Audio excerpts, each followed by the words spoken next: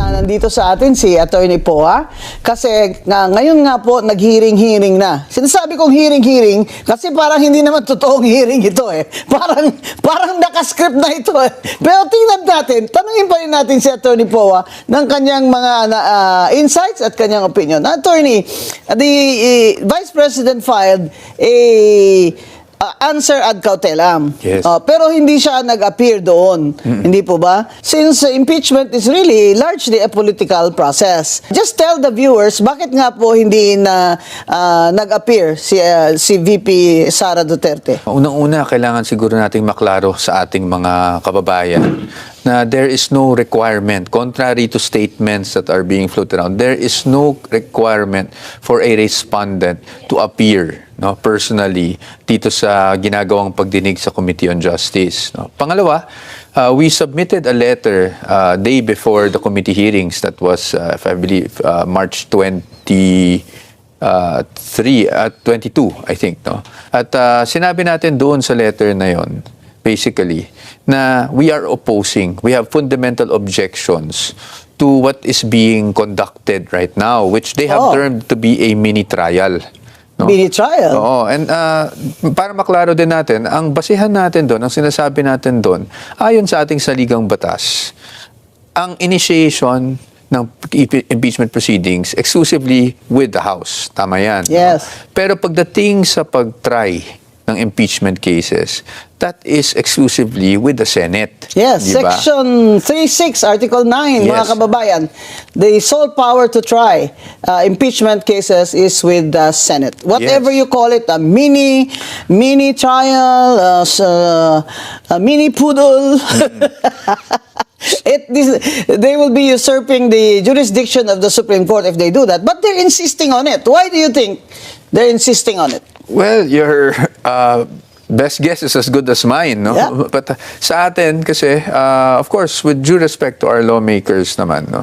Ang sa atin lang, ano bang pananaw natin sa stage na ito?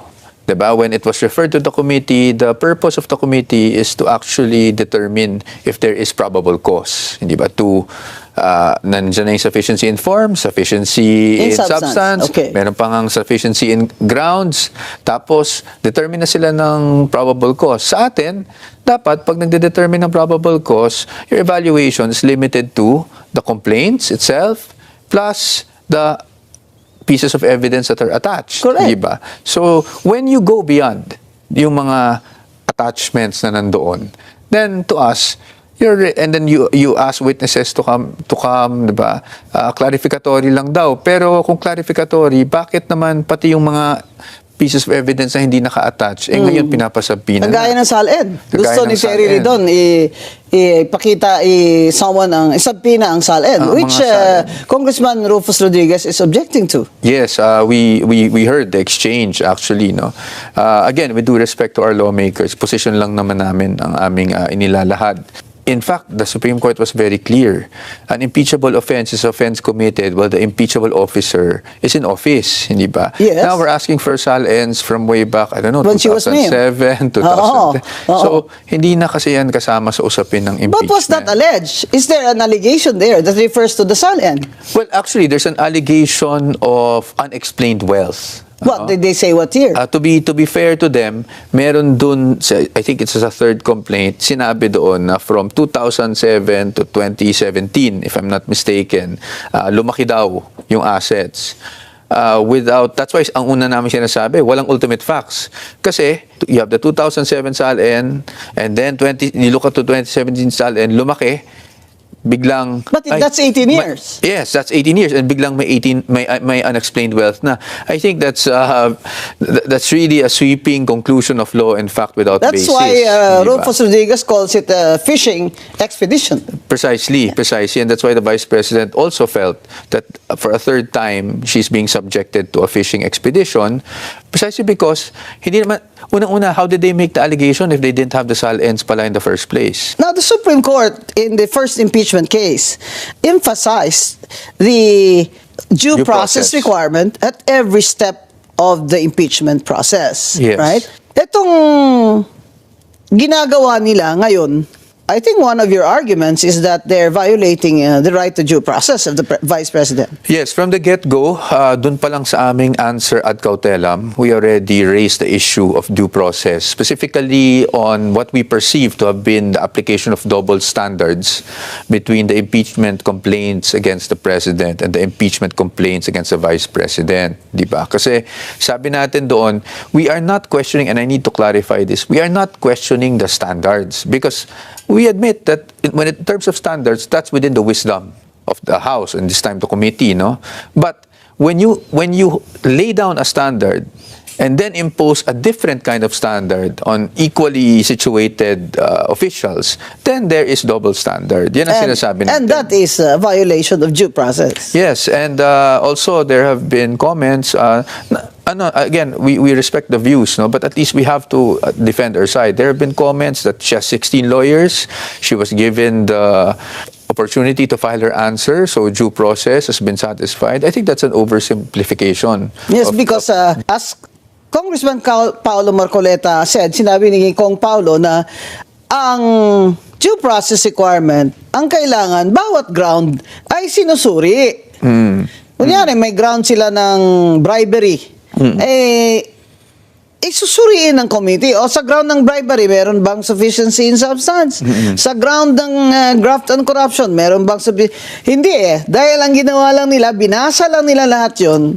At sinabi nilang sufficiency, sufficient ito in substance. Oo, and also when you say, yun nga, recital of facts, no? Yun din yung ano namin wala namang ultimate facts For example, they said the Vice President committed plunder. No, alam naman natin may elements ang krimen na plunder. You are a public officer, amount is 50 million and above, and then lastly, and this is the most important part, there is amassing, acquiring, diba, appropriating ill-gotten wealth. For example, ngayon, dun sa allegation, sabi nila, may confidential funds. That's elephant in the room. Confidential funds, hindi ba? May confidential funds. Dinisburse ang confidential funds. Ngayon, paano natin nasabing napunta sa bulsa ng Vice Presidente yung ano? And I've said this before, kung ang confidential funds ay hindi na-liquidate ng tama, ang commission proper ay maghuhusga na ito ay i-refund. Pero dito sa case ni VP Sara Duterte, sinabi ng COA na may unqualified sila na report at ito ay na-liquidate na ng tama. Hindi ibig sabihin na kung hindi mo na-liquidate ang inyong confidential fund, ay plunder na. Kasi sa plunder, kailangan may transaction ka. May transaction ka na ikaw ang may control. Yung problema, wala namang nagbibigay ng ganyang opinion sa ating mga congressman dahil wala namang iniisa sa kanila dyan dating COA commissioner. At hindi naman sila nagtatawag dahil hindi naman sila magtatawag ng experts. So ngayon, ang tinasabi nila, sila na lang ang magsusuri. Kaya sinasabi ni Luistro na gagawa sila ng mini trial. Abay, Congresswoman Luistro, baka mini pudol ang ibig mong sabihin. Dahil yung mini trial na yan, wala yan sa konstitusyon. Hindi po yan jurisdiction ng House of Representatives. Under Article 9, Section 3, Subparagraph 6, the power to try impeachment cases lies solely on the Senate. So now that the Vice President will not appear, Attorney Poa, they subpoenaed you. Yes, they issued the subpoena against me. I have not received the subpoena, but I've already stated that I'm willing to attend. Of course. Because wala naman akong kailangan itago doon. In fact, 2 years ago, well, less than 2 years ago, there was already a Committee on Good Government and Public Accountability series of hearings, no, where we were called. And I was being asked about my participation in the confidential fund issue. And I already stated my point that my participation was limited, no, to the fact that when the COA issued AOMs, of course, I was tasked as the head of office to reply to the COA AOMs. But you know, again, in fairness to our lawmakers, they probably issued a subpoena in the hopes of clarifying certain matters with me, and I'm willing to submit myself to that hearing. And but everything that, Attorney Poa, that everything that they ask of you must be based on what you have submitted. Yes, based on what we submitted, the documents would actually show that I never signed any of the disbursement because I really was not part of the use, disbursement, liquidation of all these Correct. confidential funds. But as much as I can, based on my personal knowledge, I will answer directly their questions. Wala naman tayong Did they say kailangan itago. isasabina nila ang Vice Presidente? Wala. Wala silang sinabing ganun. And as we all know, Eh, bakit hindi hindi pwede nila yan. pinagsabi ng aking pinakapaboritong presidente? Talaga ako, sisigaw ako dun sa, sa flagpole ng House of Representatives. Bakit yung presidente ko na paborito hindi nyo sinasabina? Yan ang problema dito sa impeachment proceedings, mga kababayan. This is largely political. Makita na natin sa iba-ibang complaints even before when Chief Justice Davide was also attorney po was Yes. also Subjected to impeachment. Yes, he was responded in the impeachment case. Makikita mo na political talaga ang impeachment. Hindi naman po kami tanga na hindi namin alam na political yan. Pero wag naman yung masyado nyo na kaming ginagawang tanga na political na nga, para namang hindi kayo abogado dyan pag kayo ay naghihingi ng kung ano-ano. Kaya ako, masyado kayong... You have to forgive me, Atty. Poa, because I'm highly opinionated. Masyado kayong matalino dyan sa House of Representatives. Si Congresswoman Luistro, napakatalinong piskal na asawa niya ng nakusado ng rape ay pinatakas niya. Napakatalino. Si Atty. Ridon, dati ko yung estudyante. Hindi lang iba sa akin yan. Napakatalino din. Ako na lang kaya ang debatehin nyo. Ako na lang ang isabina nyo. Sasamahan ko si Atty. Poa. Dahil yung mga ginagawa nyo, hindi na yan tamang sa isip ng lahat ng principles of law na ating pinag-aralan. Ewan ko kung saan kayo nag-aral, baka magkaiba lang tayo ng binasa. Ngayon, the Supreme Court already said that due process must be respected every step of the way. And yet, Luistro, who seems to be the brightest in that committee, insists on making her own rules. For example, wala namang mini-trial dyan. Nakita nyo na ba yan sa Francisco case against Davide? Nakita nyo ba yung mini-trial sa kaso ni Mercedita Gutierrez? Nakita nyo ba yan sa kaso ni Erap? Wala. Gawa lang po yan ni Congresswoman Luistro. Kaya siguro imbitahin natin yan si Congresswoman Luistro dito, Net 25, para meron naman siyang due process dito sa aming usapang matino. Now, Attorney Poa, how does the Vice President feel about these proceedings now? This is the second time now. Yes, second time now. The first time though was fast track mode, no? Ayan yung nag 1/3 sila kaagad. But this is the first time na nagkaroon ng referral to the committee Because of the against her. Supreme Court ruling. Yes, Supreme Court ruling. Of course, the Vice President already issued a statement saying that this is a third fishing expedition against her, actually, no? And that is what our position is, na kung magta-trial tayo, handa naman kami mag-trial sa Senado, di ba? Yeah, doon sa Senado. Doon sa Senado. Hindi pwedeng dyan kay Luistro. Oo. Because pagdating dito sa House, obviously, number one, we are questioning the fact that they cannot hold any form of trial, whether mini or whatever we call it. Basta trial, hindi pwede sa House. Pangalawa, medyo lumalampas na tayo sa, at least sa aming pananaw, lumalampas na tayo sa evaluation ng complaints. Pag kung ano-ano na ang mga dokumento outside the complaints ang hinihingi Bakit natin. hindi na lang nila sabihin, sige na, sufficient na in substance, akyat na. We have now approve na ang impeachment, articles of impeachment, akyat na sa Senado para doon ang trial. Bakit pa gusto nila ng ganito-ganito? Well, ayoko pong mag-speculate. Dahil, Of course, Atty. I have my Poa, opinions. gusto nila ng trial by public opinion. Alam nyo, masyado kayong matalino dyan, mas matalino kami sa inyo. We are 10 steps ahead of you. Alam na namin yung ginagawa nyo dyan sa Committee on Justice. Mamaya, pati ako, ipakontempt nyo na. Kung hindi ba naman this is just all for show, bakit hindi na lang approve? Approve na articles of impeachment. Send it to the Senate. Doon na tayo mag-trial. Ready naman ang Vice President, di po ba? We have no objections to that. kung naririnig na nga natin na may numero na, 'di ba? May mga statements na may numero na. That's why we're saying kung pinag-uusapan na pala ang numero ngayon at may numero na and they want to already elevate it to the Senate, wala kaming problema doon because there we can fully defend the rights of the Vice President. So there you have an we opportunity. can test the credibility of these witnesses that they will produce. One of them will be Madriaga? Yes. Well, I suppose because he was also Who is in issued a jail subpoena. for kidnapping for ransom? Yes. And Wala na ba kayong mas magaling na evidence na testigo dyan na hindi naman kidnapper? Ano ba kayo dyan? So, as Madriaga, who else will be their star witness? Well, we don't know, no? We are still anticipating kung sino yung mga... But we have ideas. Siguro, wag muna naming ilabas yung mga ideas ng mga star witnesses nila. But, you know, once we're there, we can test the credibility and we can show the Filipino people once and for all na walang basihan itong mga aligasyon nila laban sa ating Vice Presidente. In fact, I interviewed Senate President Soto. And I asked him, I said, you know, with all the things that you said against the Supreme Court ruling, the people are now saying, SP, that you are biased. So, mahirap po yan na kayo pa rin ang presiding dyan and people do not trust that you'll be fair. Ang sinabi niya, ito ang sinagot niya talaga, kung ako lang, if it were up to me, masyado na itong it takes too much of our time, this impeachment. 2 taon na lang.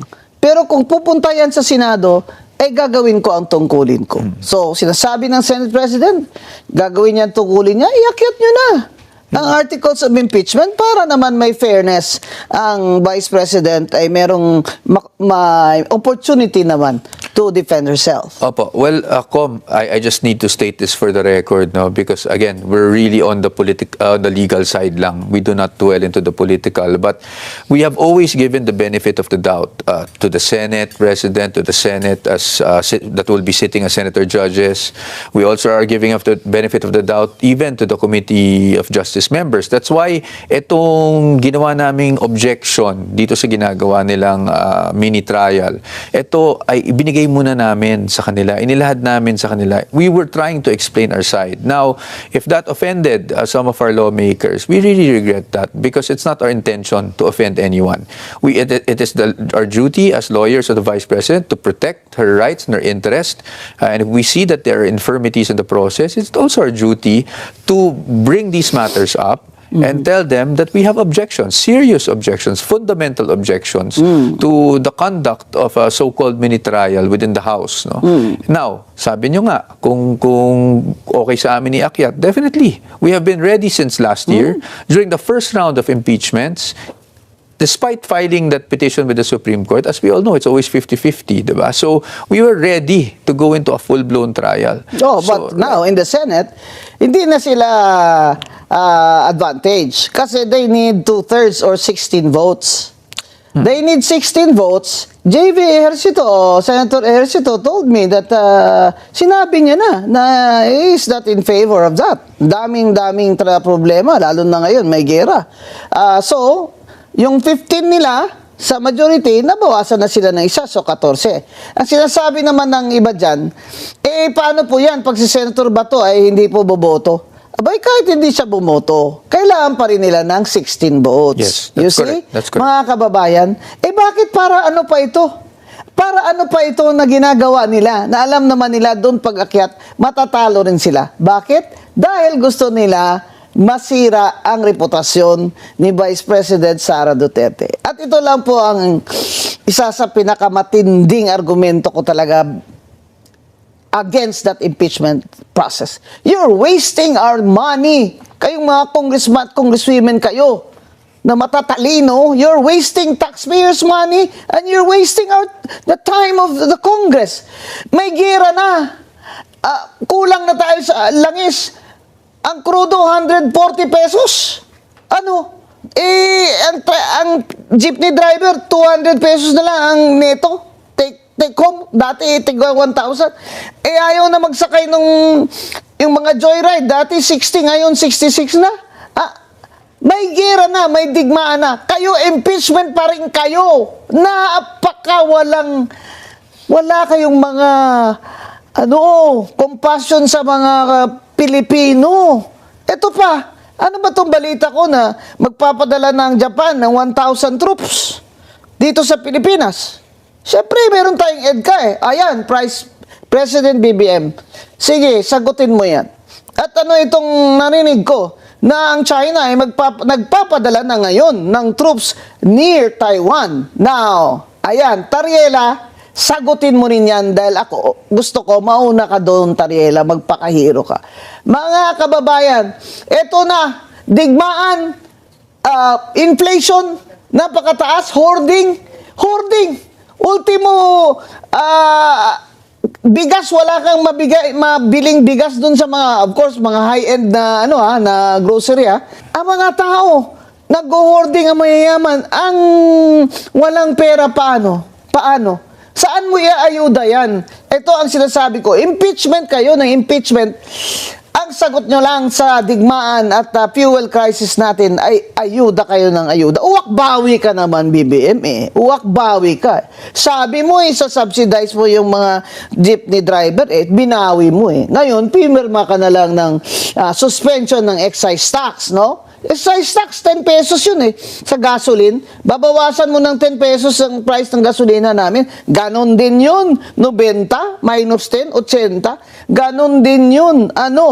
Ngayon, ang plano mo, BBM, maliban sa ang majority leader dyan sa House of Representatives ay anak mo na si Congressman Sandro Marcos na siyang nagkukumpas dito sa impeachment. Hindi pwede ba yun? At yung si Secretary Garin ay mawindang-windang na kakahanap ng solusyon. Tapos ang majority leader na anak ni BBM ay nagkukumpas na ituloy itong impeachment. Bakit? Wala na ba kayong ibang magawa dyan? Kaya, mga kababayan, ito po ang relasyon ng politika sa ating ekonomiya. Nadagdagan lang po talaga tayo ng problema ngayon na hindi masolve ni BBM dahil ito'y digmaan na ang disaster sa atin ay tayo lang ang bansa sa buong mundo na nag-declare ang ating presidente ng energy emergency crisis. Kaya ngayon, tayo na naman ang talk of the world dahil dito sa ginawa nilang walang paghahanda. Ngayon, si Atty. po, tanungin natin ng kanilang paghahanda sa trial. Kumusta naman po ang paghahanda niyo, Attorney, para sa trial sa Senate? I can say handang-handa na po tayo dahil last year pa nga we were already preparing. Alam naman natin kahit na nung nanalo tayo sa Supreme Court ay magkakaroon ng pangalawang round. In fact, even if malampasan natin to, hindi malayong magkaroon ng third round dahil talaga namang may mga sektor na gusto talagang ma-impeach ang ating Vice Presidente. So, I could say handang-handa na po tayo. We are ready to show our evidence. We are ready to show our witnesses sa tamang forum. Yun lang ang hinihiling namin, sa tamang forum, which is at the Senate level. At doon, we are confident na mapapakita talaga natin na walang katotohanan yung mga paratang laban sa ating Vice Presidente, na kasinungalingan yung mga witnesses, walang kredibilidad ng mga witnesses na inalalabas nila laban sa ating Vice Presidente. And hopefully at the end of the day, hindi lang ang senator judges, pero ang taong bayan mismo ang makita kung ano ba talaga ang agenda behind all these impeachment complaints against the Vice President. Are you thinking of going to the Supreme Court because of this mini trial, mini poodle in the House of Reps? Alam mo, hindi ako magsisinungaling. I won't deny that. That is definitely on the table. Yes. That is a possibility. If I were you, I would do the same. Diba? Nandyan yan. Kung sa atin naman, we had to at least give the Committee on Justice the respect of telling them ourselves kung ano ang problema natin dito sa nangyayari sa mga proceedings, to at least state on the record our objections. Now, kung hindi tayo pakikinggan, of course, that remedy is always there. And the lawyers, us as a team, we are exploring all remedies possible, and the Supreme Court is always a possibility. It's always one of the options. Ang kaibahan, mga kababayan, sa impeachment case ni VP Sara ay siya ngayon ang nangunguna. She is the front runner. She is the woman to beat in the next elections. Yung mga kay Chief Justice Davide, kay ERAP, kay Ombudsman Merceditas Gutierrez, hindi sila kandidato sa 2028. Ito ang kaibahan ni Vice President Sara Duterte dahil hindi nila matatalo si Vice President Sara Duterte sa 2028 kung hindi nila ipa-disqualify. Kaya ito po ang ating tandaan na ang mga nangyayari po sa ating bansa ngayon is too much na politika. Ang nagdi-demand ngayon ng mga tao ay isolve nyo ngayon itong aming kahirapan. Isolve nyo itong inflation na ito. Hindi namin kailangan yung yung mga show nyo dyan sa House of Representatives. Yung pasikat nyo dyan, hindi namin kailangan yan. Isolve nyo ang gutom ng Pilipino dahil more than 50% of Filipinos, or that means maybe 60 million Filipinos, are already hungry. Kaya yung impeachment process na ito ay talaga pong political ito. Ang distinction nito at pagkakaiba sa ibang impeachment doon ay dahil ang inaakusahan nila ay si Vice President Sara Duterte na siyang front runner or the woman to beat in 2028. Kaya problema ni BBM dapat sulbahin niya. Hindi yung ibibigay niya yung baton sa anak niya as majority leader para ikumpas ang impeachment. Yun ba ang solusyon niya sa 2028? Mga kababayan, dito po, sa usapang matino, ay yung totoo lang ha. Ang usapan dito, wala akong sasabihin nyo si Atty. Guanzon, bias kasi, ay lahat naman po na sinabi ko sa inyo ngayon ay may basihan. Kaya inimbita natin si Atty. Poa dito para alam natin ang legal na aspeto sa depensa ni Vice President Sara Duterte. At maraming salamat, Atty. Poa, for gracing us today. Maraming salamat po. It's a pleasure to have met you personally. Finally. Magkakilala lang kami nito sa pangalan eh. Sa pangalan, opo. But, After skipping last week's hearing, the committee subpoenaed one of her legal counsels who also served as her chief of staff and spokesperson. Will Attorney Michael Poa comply? Let's get on point with Attorney Michael Poa, the legal counsel, at least one of the legal counsels of Vice President Sara Duterte. Attorney, good to see you again. good evening, Ms. Salamat po Pinky, sa at inyo. good evening sa lahat ng mga nanonood sa atin. And thank you for having me here. Balikan ko lang po yung nangyari last, I believe that was Wednesday, when towards the tail end, lumabas na po yung mga matters that needed to be discussed during the House Justice Committee. And that's where at some point, I believe towards the end, that they were issuing subpoenas duces tecum and ad testificandum. Doon po lumabas sa inyong pangalan. Attorney Michael Poa, ad testificandum. Ibig sabihin, kayo po kailangan pumunta sa House Justice Committee sa April 14. Will you go?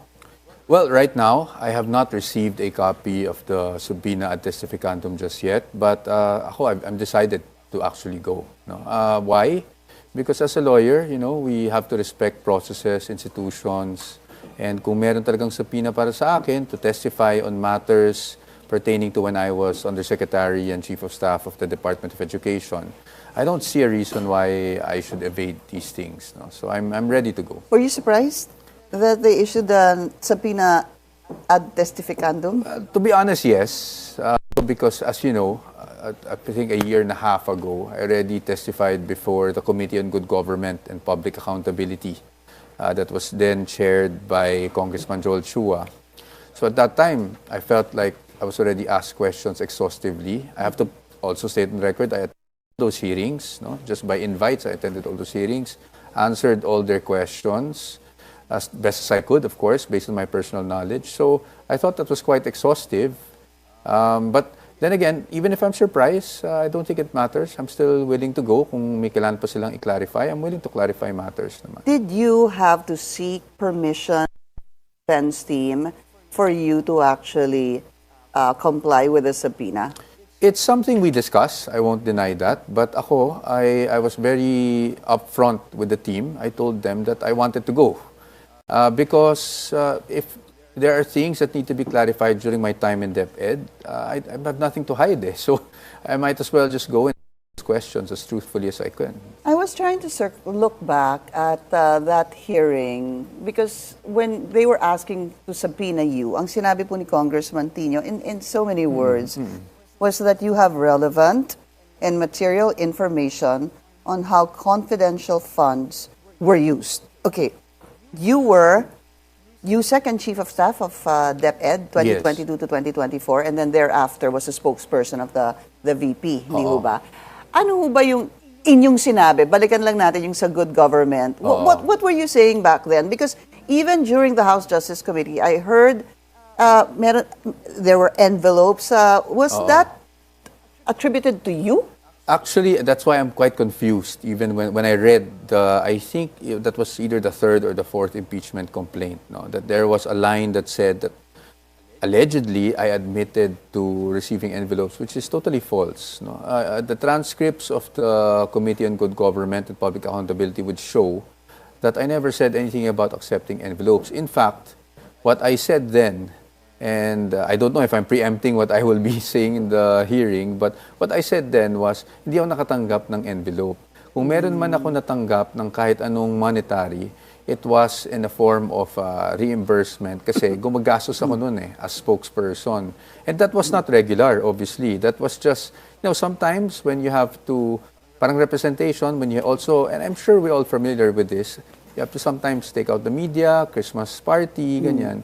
We have a certain budget kasi sa DepEd and most of the time, we exceed that budget. And so, syempre, hindi ko nakukunin sa DepEd yon. Ako na yung mismo naglalabas. And at that time, pag nababalitaan sa Office of the Secretary na may ganon, the Vice President would just say, bakit ka gumagastos? Ano ka na nga, parang aparate ka ng abonado. So she would give me something, but it's not anything significant, actually. I don't think you said that during the House Justice Committee. You did? I did with an exchange with, if I remember correctly, Congressman Abante at that time. Tinatanong niya, ikaw, nakatanggap ka ba? Sabi ko, wala po ako natatanggap na envelope. Kung meron man po yung mga reimbursements na once or twice lang nangyari, sa totoo lang. So, and those things were, you wouldn't think any of it kasi the amount is not that significant. In fact, siguro mas marami pa akong naabono sa totoo lang kaysa sa na-reimburse. No? Kasi there are really things we have to do as spokesperson, diba? But that's minor and that's something I'd like to clarify also. Baka naman nagkaroon lang ng misappreciation sa allegations. Because also there was a time that there was a former employee supposed to be of the DepEd that also talked about envelopes. Yes. So even I was trying to look back at the time that you were there and another DepEd official was there. Do you think that nagkaroon kaya ng confusion or maybe because you did say nakatanggap ka ng envelope? Hindi, kasi ang sinabi ko nga nun, hindi man lang naka-envelope yung mga reimbursement, naka-envelope yun diba? So, maybe there was some confusion sa totoo lang and it's a good thing that I could clarify that now kasi nakita ko yun sa allegation when I was reviewing of course as part of the defense team when I was reviewing the impeachment complaint. Nagulat nga ako, sabi ko, ano tong I admitted to receiving envelope because that really never happened. I mean, there was nothing to admit to. So, well, it's a good avenue siguro na rin for me to clarify that. And then secondly, it was I think use of confidential funds, which categorically, when I was at the Committee of Good Government, I already said I had no participation whatsoever in the use, disbursement, liquidation of confidential funds. My limited participation only came in when there was already a COA AOM, and I had to reply as part of my duties, of course, as head of office. And what is AOM?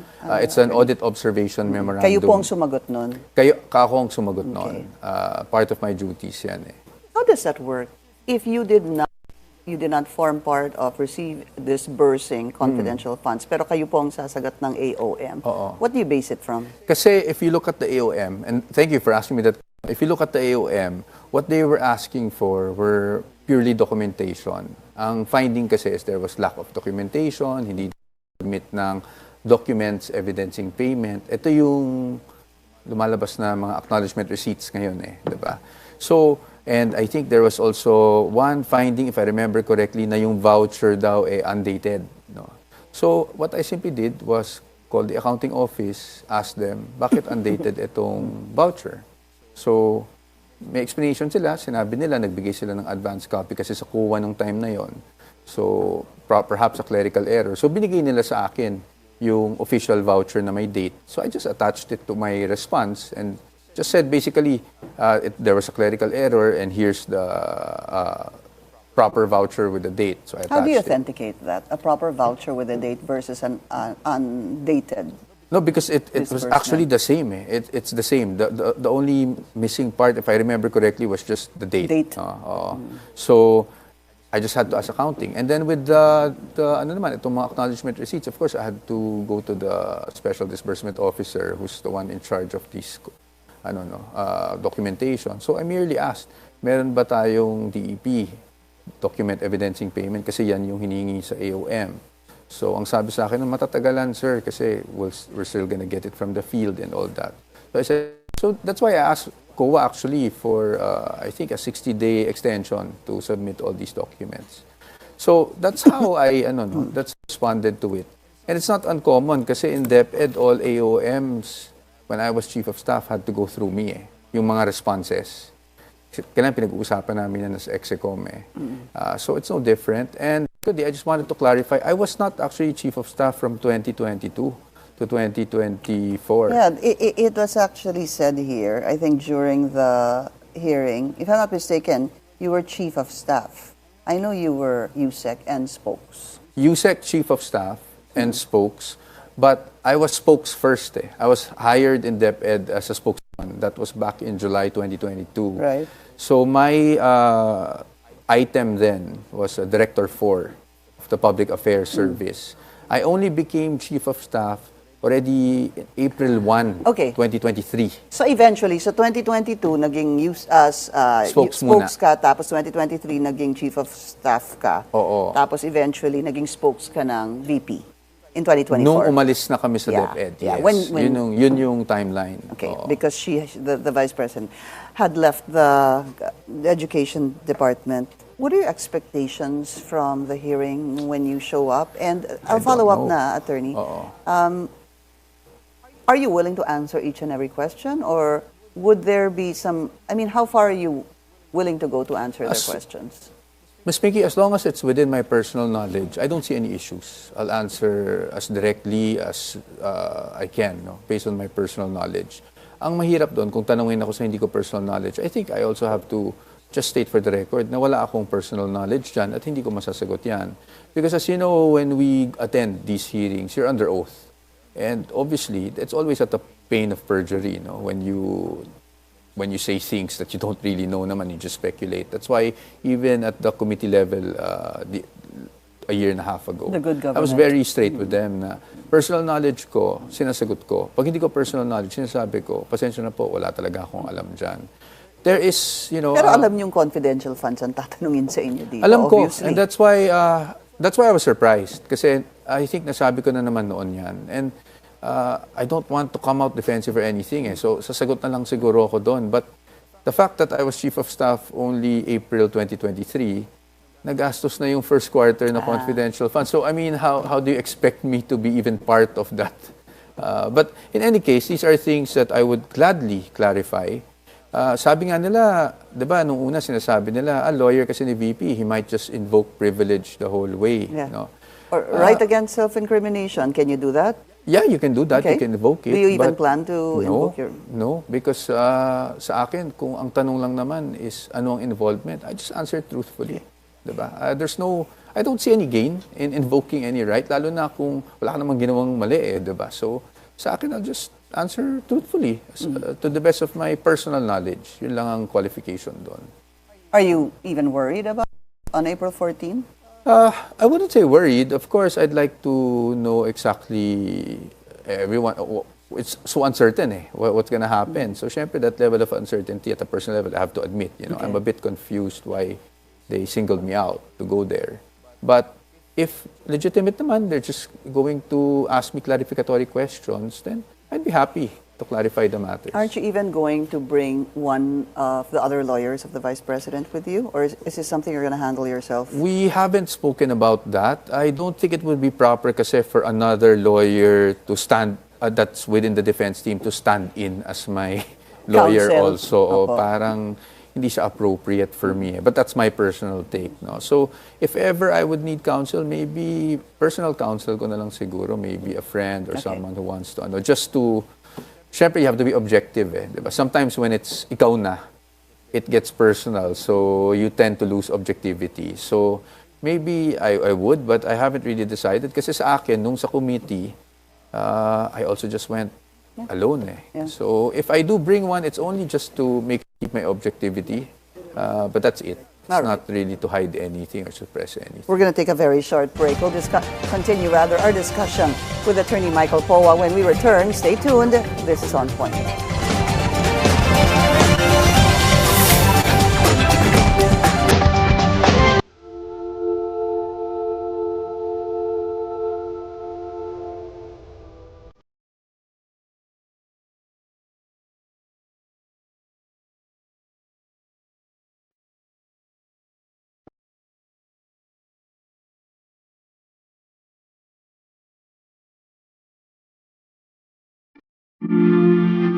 Wholly on Billionario News Channel.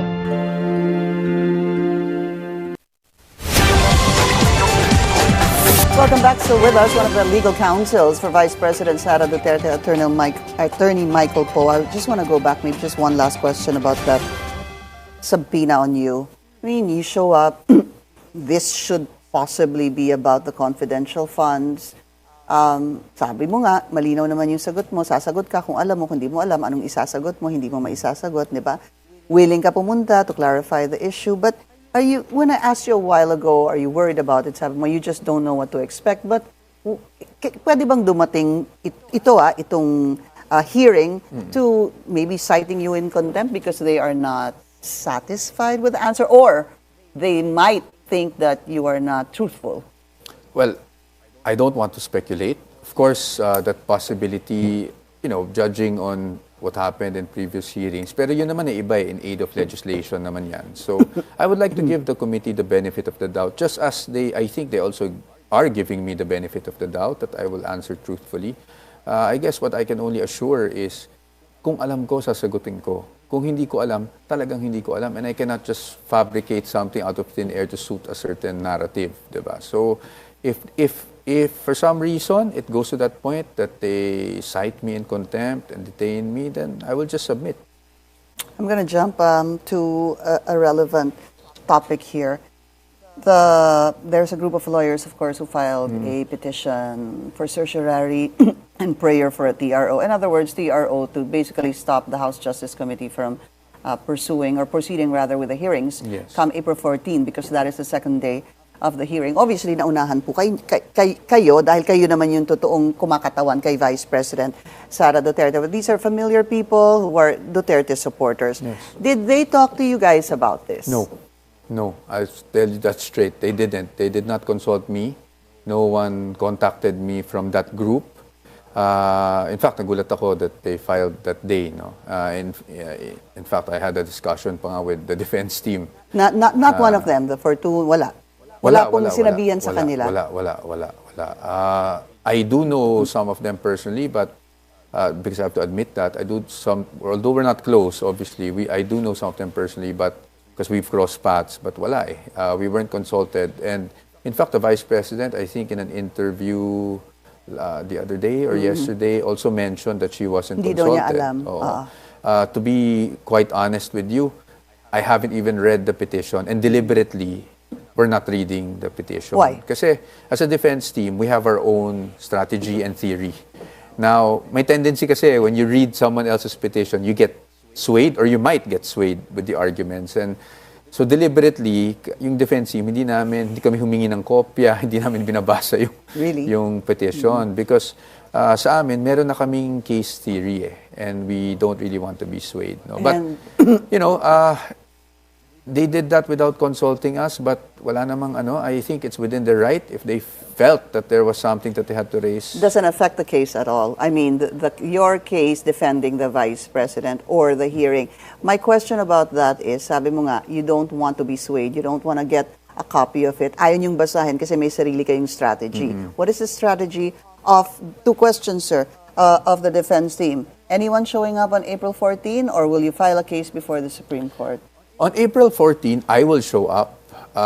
Pagdating sa defense team, hindi pa kasi clear nung una eh, 'di ba? Kasi and it's good that you asked that question, no? Kasi parang lumalabas, wala man lang ni isang abogado, sa dami ng abogado niya na sumipot. The reason why hindi kami pumunta was because there were statements already made by members of the committee. And this is with all due respect to them. I have no debate against that. But they said under the rules, the lawyers can only assist Assist the client respondent. or the respondent in this case.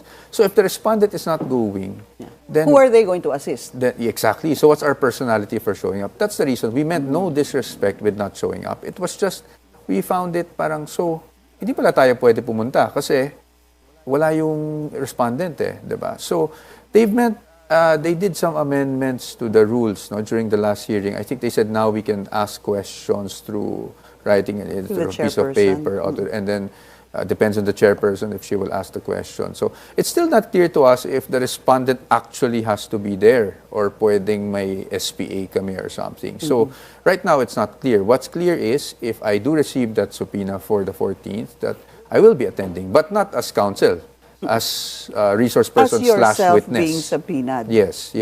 So now, with your second question, what's our plan?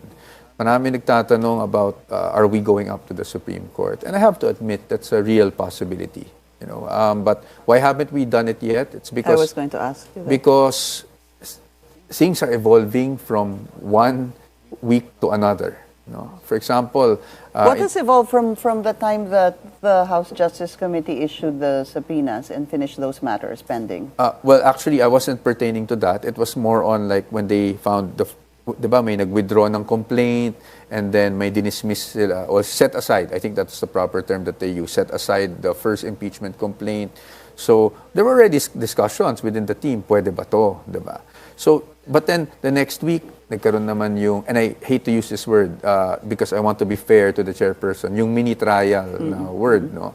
So of course, that's another discussion within the team. So things are evolving, but I will not deny that that the defense team has also been preparing. Yeah, because nung to go lumabas up. kayo, hindi ba, ni Attorney Sheila, the press conference, Yes. that day that you did not show up at the House Justice Committee because the Vice President wasn't going to show up. And then now you're saying, why are we going to show up if the Vice President is not going to show up and we're there just to assist the respondent? Walang respondent. Yes. Didn't any one of you ask the Vice President to show up? Or is that a closed case? This was discussed with the Vice President, obviously, but at that time, we felt that there was no advantage, to be quite frank about it, in showing up. Because again, the rules state that counsel is only there to assist. And secondly, that we cannot cross-examine or examine the witnesses. Thirdly, when we saw the agenda, I think it was only about the ground rules and all of those things. So And the matters that needed to be completed, no? It wasn't even clear to us. Can the respondent even object, for example? Diba? It's not clear. So, frankly, ako personally, my own opinion to, I didn't see any advantage in showing up. No? And we have to remember that the respondent always has the constitutional right, no, to not have to be there in person. She's not required to be there in person. Now, parati din ako tinatanong, so does this mean hindi nasisipot ang Vice Presidente? Well, of course, ayaw ng tapos. Again, it will depend on developments. But I have to state for the record also that we have a fundamental objection to the proceedings that are being conducted, which ang sinasabi nga namin is parang lumalabas na tayo sa determination of probable cause. Parang nagkakaroon na tayo ng semblance of a trial that we feel, and as we know is stated under the Constitution, exclusively belongs to the Senate. Right. Labas na tayo dito sa House dyan. But it's not, they have over and over again stated that the mini-trial term was a term to make it more, to have the public appreciate exactly what is going on. Dahil nagka-form, substance, grounds, tapos ngayon ito pong hearing. Patuloy po yung ginagamit nila na salita, well, for the most part, na hearing ito akin to a PI or preliminary investigation. And then, of course, they say sa preliminary investigation, hindi naman talaga pinapasalita daw yung mga abogado at wala din talagang cross-examination. So what is wrong with this hearing being akin to a PI that you are seeing? Okay, first, I'd like to acknowledge, kaya nga I also didn't want to use the trial anymore, in fairness to the committee chair, because she explained na itong mga hearings na to are clarificatory in nature, same as preliminary investigation. But our contention there is, what is the extent of these clarificatory hearings? Kasi kung clarificatory, there is it presupposes that the complaint have allegations and there are pieces of evidence and maybe even affidavits of witnesses attached. Yun yung ika-clarify natin, di ba? Kung meron man tayong ika-clarify sa PI, base doon sa naka-attach. Dito kasi, ang pananaw lang namin, again, we're just stating our position, lumalampas na tayo doon kasi wala namang naka-attach. No? For example, yung sinasabi nilang unexplained wealth, di ba? Walang naka-attach na SALN, tapos sasabihin nyo, which they have subpoenaed. Now you're saying also na from that, may unexplained wealth because tumaas yung SALN. That's not the logical inference naman kaagad that you should be making. That's why we're saying it's sweeping conclusions. And then you subpoena the SALNs that are from 2007 to 2024, 2025, I'm not sure. No? But if that's the case, then where's the impeachable offense? Why? The Supreme Court has made it clear. Impeachable offenses are offenses committed while the impeachable officer is I was actually going to ask you about that. I wanted to talk about the SALN. We're running out of time. Bibilisan ko na lang po talaga ito. Meron ho kasing nung nandun pa siyang mayor at saka vice mayor from 2007. So I was going to ask you, how does that come into play? Because obviously she was vice president, rather is vice president 2022, 2023, 24, 25. Yes. Pero nasama po yun dati eh. Exactly. So sa atin, irrelevant yun. Hindi yun pwede. Because that's not an impeachable, that does not constitute an impeachable offense. Okay. And then, siguro lastly na lang, so running out of time. Ang sa akin, kung clarificatory yan, again, it presupposes may ebidensyang naka-attach dyan na kailangan mo lang i-clarify or may witness affidavit na nandyan na pwede mong patawag yung witness. I would admit that, not just to clarify certain things. Pero ito, masyado nang malawak. Where does it end? Diba? Hindi naman pwedeng one makes an allegation, and then we just look for evidence after. Kumbaga, if you're saying pupunta ka sa fiscal, preliminary investigation, sabihin mo, Ms. Pinky, si Michael Powa nagnakaw sa'yo, no? And then sasabihin mo, sasabihin ng fiscal, okay, ano yung pruweba mo na nagnakaw si Michael Powa sa'yo? Ang sabihin mo, basta nagnakaw siya sa akin, kayo na bahala maghanap ng ebidensya kung saan yun. That's what we're saying now. Kasi ang nangyayari, pero hindi ba mali yun? Kasi hindi naman nila sinabing kayo na maghanap ng ebidensya. Sabina na nila eh. Well, they had many. Also BIR, PSA, lahat po yung documents sa House, I think during the Quadcom or the Good Government maybe, the COA, all of that. Yes. So it doesn't say kayo bahala. We are already asking for these pieces of documents. Number one, so what was the basis of the allegation in the first place if they've never seen any semblance of any evidence? Diba? So that's why perhaps the Vice President also refers to it as a fishing expedition. Kasi ano yung naging basehan mo in the first place? So dapat may basehan ka muna. And from then on, magpasabi na ka, no? Just for clarificatory purposes, just to maybe beef up what's already there. But the problem here is wala eh. So, ano yung basis ng allegation? Mahirap naman na we can just allege whatever and then we'll just try to look for evidence thereafter. I take it, of course, that, that the team is seriously considering questioning this before the Supreme Court. That's just me really saying that because you're already explaining certain things that you don't feel was done right during the process. One last question, sir. The Vice President said she wants a bloodbath. You see it even on social media. Gusto mo ng bloodbath, but you guys are not showing up. Respond to that. Wala pa tayo doon. Ang bloodbath mangyayari sa full-blown trial yan, sa Senado yan. No? So, because here, as you know, how we cannot even test the credibility of these witnesses. So, ang mangyayari niyan, parang of course, again, with due respect to the committee, kasi nga, ang tingin nila preliminary investigation. No? So, pero one-sided yan eh, di ba? So, asan ang bloodbath dyan? Wala talagang bloodbath dyan. Ang bloodbath, kung marami na natin naririnig na may enough votes na raw, di ba? So bakit hindi naiakyat? At pag iakyat, we're ready to really present our side also and cross-examine their witnesses to show the baselessness of all these allegations. So if against the you're Vice ready, President. sinabi ko po last, if you're ready, why not, why question it pa before the Supreme Court? Kung handa naman kayo, gusto din ng Vice President ng blood bath, umabot sa Senado, ba't nyo pa pipigilan? Kung pigilan nyo po, presupposing. Oo. Well, because it's our duty as lawyers when we see infirmities, no, or when we see infringements on her constitutional rights, on the Vice President's constitutional rights, to also protect her. And we don't know how long this is gonna go. Sa amin, wala naman kaming problema kung magbotohan na sila bukas at iakyat na to sa Senado. Because we have been ready for a year for a full-blown trial. And we're ready to also, respond to their allegations point by point. I wish we had more time, attorney, but hopefully we get a part 2 again, maybe after you show up on April 14 po sa House Justice Committee. Always thank you so much for your time, Attorney Michael. Thank you, Coa. ma'am. I'll be happy to oblige. Thank and again, you. Good evening to everyone. Siya po ay isa sa legal counsel for Vice President Sara Duterte. And again, maraming salamat.